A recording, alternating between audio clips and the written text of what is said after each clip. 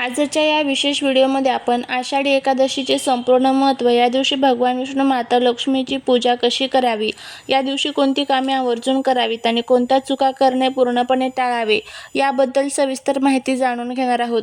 तसेच व्हिडिओच्या शेवटी मी तुम्हाला सर्वांनाच गायीचे एक संबंधित असा एक अत्यंत प्रभावी महाउपाय सांगणार आहे, ज्या उपायामुळे तुमच्या घरात पैशांची कधीही कमतरता भासणार नाही. वर्षानुवर्ष अडकलेली कामे त्वरित मार्गी लागतील आणि तुमच्या इच्छा पूर्ण होतील. त्यामुळे व्हिडिओ हा स्किप न करता शेवटपर्यंत पहा. जर तुम्ही या चॅनलवरती नवीन असाल तर चॅनलला सबस्क्राईब करा आणि कमेंटमध्ये ओम नमो भगवते वासुदेवाय नमः लिहायला अजिबात विसरू नका. हिंदू धर्मात आषाढी एकादशीला अत्यंत उच्च स्थान दिले आहे. या दिवशी सृष्टीचे पालन करता भगवान श्री हरी विष्णू हे 4 महिन्यांसाठी योगनिद्रेमध्ये जातात. या 4 महिन्याच्या काळाला चातुर्मास म्हटले जाते. चातुर्मासाच्या या काळात भगवान विष्णू योगनिद्रेत असल्यामुळे सृष्टीचा पालनाचा भार हा भगवान शिवशंकर सांभाळतात. आषाढी एकादशीच्या दिवसापासूनच सर्व शुभ आणि धार्मिक कार्याच्या अनुष्ठानाची सुरुवात होते. विशेषतः महाराष्ट्रात पंढरपूरची वारी आणि विठू माऊलींचा गजर या दिवशी गगनात घुमतो. लाखो वारकरी पायी चालत विठुरायाच्या दर्शनासाठी पंढरपूरला पोहोचतात. ज्या लोकांना पंढरपूरला जाणे शक्य नाही त्यांनी घरीच राहून भगवान विष्णू आणि विठ्ठलाची पूजा अर्चा केली तरी त्यांना पंढरपूरच्या वारीइतकेच पुण्य प्राप्त होते. एकादशीचे व्रत हे सर्व व्रतांमध्ये उत्तम आणि महाफळ देणारे मानले गेले आहे. या दिवशी जो व्यक्ती खऱ्या श्रद्धेने आणि भक्तीने उपवास करतो आणि भगवान विष्णूंची सेवा करतो त्याच्या जन्मांतरीची पापे नष्ट होतात आणि त्याला अक्षय पुण्याची प्राप्त होते. आषाढी एकादशीच्या दिवशी सकाळी लवकर उठून भगवान विष्णूंची पूजा विधिवत करावी. आषाढी एकादशीच्या दिवशी सकाळी ब्रह्ममुहूर्तावर म्हणजे सूर्योदयापूर्वी उठून स्नान करावे. स्नानाच्या पाण्यात थोडेसे गंगेचे पाणी किंवा तुळशीचे पान टाकून स्नान करणे अत्यंत शुभ मानले जाते. स्नान केल्यानंतर स्वच्छ पांढरे किंवा पिवळे वस्त्र परिधान करावे आणि पिवळा रंग हा भगवान विष्णूंना अत्यंत प्रिय आहे. त्यामुळे या दिवशी पिवळे कपडे परिधान केल्यास भगवान विष्णू विशेष कृपा प्राप्त होते. त्यानंतर घरातील पूजेचे स्वच्छ स्थान करून घ्यावे. एका पाटावर किंवा चौरंगावर पिवळे वस्त्र अंथरावे आणि त्यावर भगवान विष्णू आणि विठ्ठल रुक्मिणीची मूर्ती किंवा चित्र स्थापित करावे. त्यानंतर देवासमोर शुद्ध गाईच्या तुपाचा दिवा लावावा आणि धूप दीप अगरबत्ती दाखवावा. देवाला हळद कुंकू अष्टगंध आणि पिवळी फुले अर्पण करावीत. भगवान विष्णूंच्या पूजेत तुळशीच्या पानांचे स्थान अत्यंत महत्त्वाचे आहे. तुळशीशिवाय भगवान विष्णू नैवेद्य स्वीकारत नाही. त्यामुळे पूजेत आणि नैवेद्य दाखवताना तुळशीचे पान आवर्जून ठेवावे.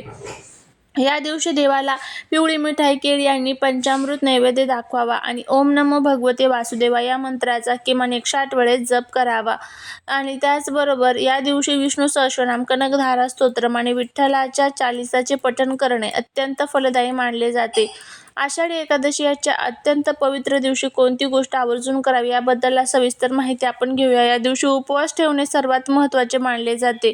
पण जर तुम्हाला आरोग्याच्या कारणांमुळे पूर्ण उपवास करणे शक्य नसेल तर तुम्ही फलाहार करू शकता. या दिवशी गरजूंना, गरिबांना आणि ब्राह्मणांना अन्न, वस्त्र किंवा धान्याचे दान आवर्जून करावे. एकादशीच्या दिवशी केलेले अन्नदान आणि वस्त्रदान हे हजारो पटीने फळ देते. तसेच या दिवशी घरात सकारात्मक ऊर्जा टिकून ठेवण्यासाठी संध्याकाळी घराच्या मुख्य दारावर गाईच्या तुपाचा दिवा लावावा आणि तुळशीच्या रोपाजवळ दिवा लावून तुळशीची प्रदक्षिणा घालावी. या दिवशी भगवंताचे नामस्मरण, भजन, कीर्तन करणे आणि सात्विक विचार ठेवणे अत्यंत आवश्यक आहे. आपल्या वाणीवर संयम ठेवावे आणि घरात आनंदी वातावरण आणि भक्तिमय वातावरण ठेवावे. आता बघा, आषाढी एकादशीच्या दिवशी काय टाळावे, कोणत्या चुका अजिबात करू नये. आषाढी एकादशीच्या दिवशी तांदूळ म्हणजेच भात खाणे पूर्णपणे वर्ज्य मानले जाते. पौराणिक कथांनुसार एकादशीला तांदूळ खाल्ल्याने पाप लागते आणि व्रतांचे फळ मिळत नाही. त्यामुळे या दिवशी भात खाणे टाळावे. तसेच या दिवशी तुळशीची पाने तोडू नयेत. पूजेसाठी तुळशीची पाने हवी असतील तर ती एकादशीच्या आदल्या दिवशीच तोडून ठेवावीत.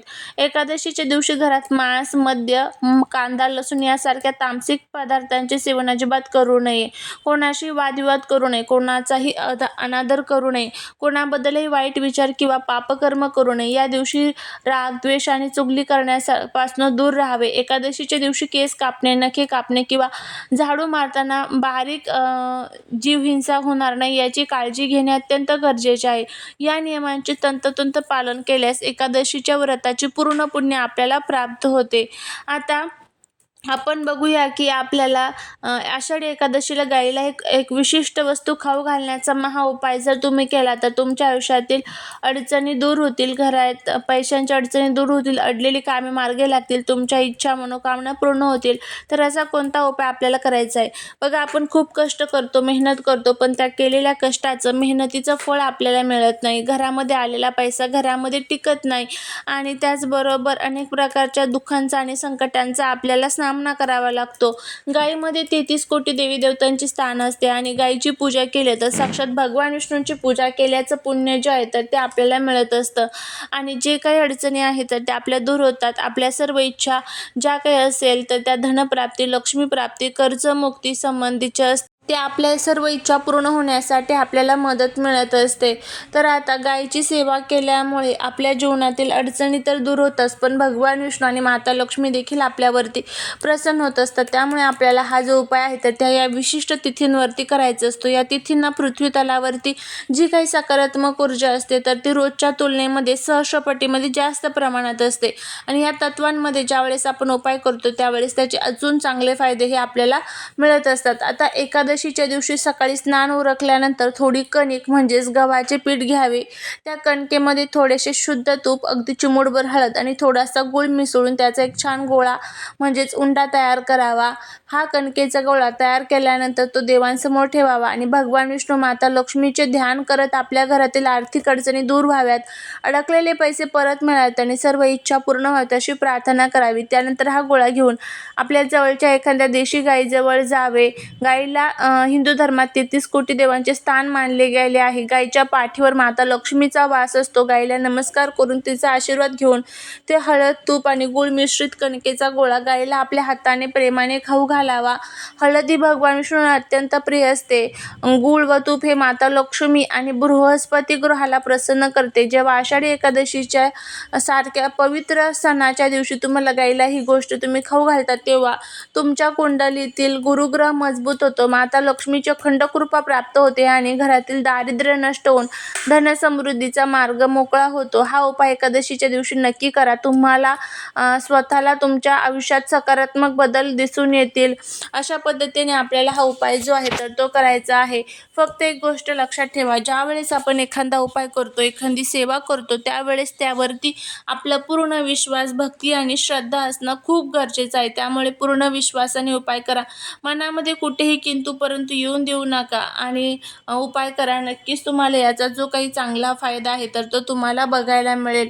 जर तुम्हाला हा कणकेचा गोळा गायीला खाऊ घालणं शक्य नसेल तर मग त्याऐवजी तुम्ही जो हिरवा चारा असतो तर तो खाऊ घाला किंवा मग 2 केळी जरी खाऊ घातल्या तरी चालेल. केळीसुद्धा भगवान विष्णूंचंच प्रतीक मानल्या जातात. तर अशा पद्धतीने ह्या 2 ते 3 वस्तू आहेत त्या की ज्या तुम्हाला गायीला खाऊ घालायच्या आहेत, ज्यामुळे तुम्हाला खूप चांगला फायदा जो आहे तर तो बघायला मिळेल.